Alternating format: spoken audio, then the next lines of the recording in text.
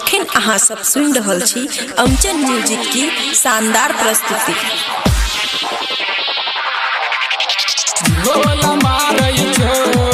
तोहर ऊपर वाला पोजीशन किया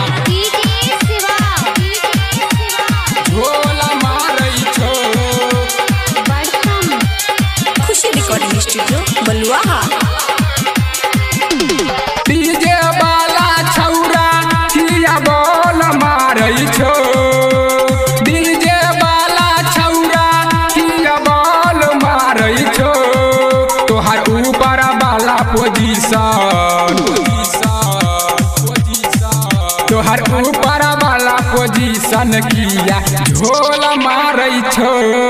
तोहर ऊपर वाला पोजीशन किया झोल मारै छो।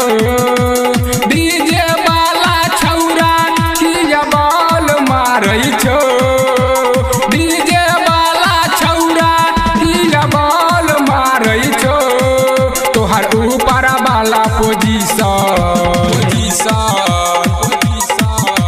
तोहर ऊपर वाला पोजीशन किया झोल मारै छो। तोहर ऊपर वाला पोजीशन किया झोल मारै छो, झोल मारै छो।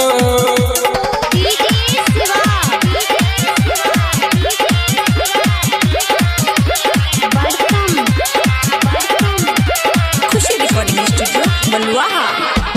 काहिन ककिया उड़ाबै छ घगरा, देख के छौरा सब करे छौरा गरा।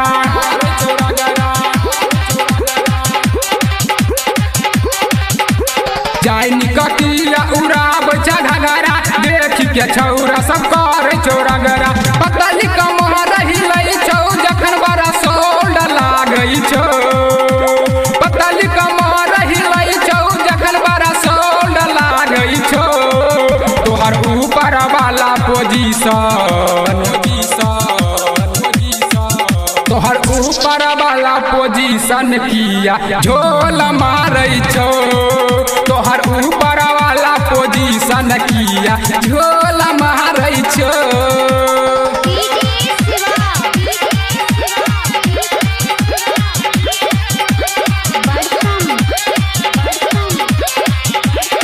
खुशी रिकॉर्डिंग स्टूडियो बलुआहा। किया लुटाबै छ अपन खजाना, देख के बुढ़बो सब भेलौ दीवाना।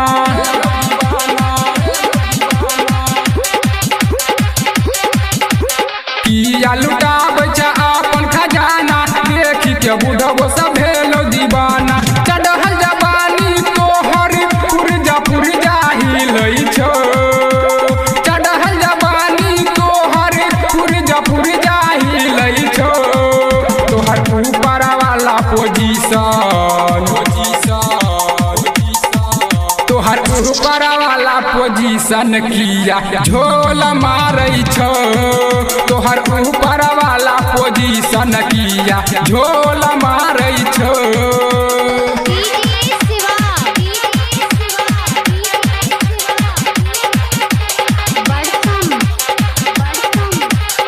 खुशी रिकॉर्डिंग स्टूडियो बलुआहा। मॉडल उतारे छ बूच दबंग के, निरंजन निराला के छाल तू संग के।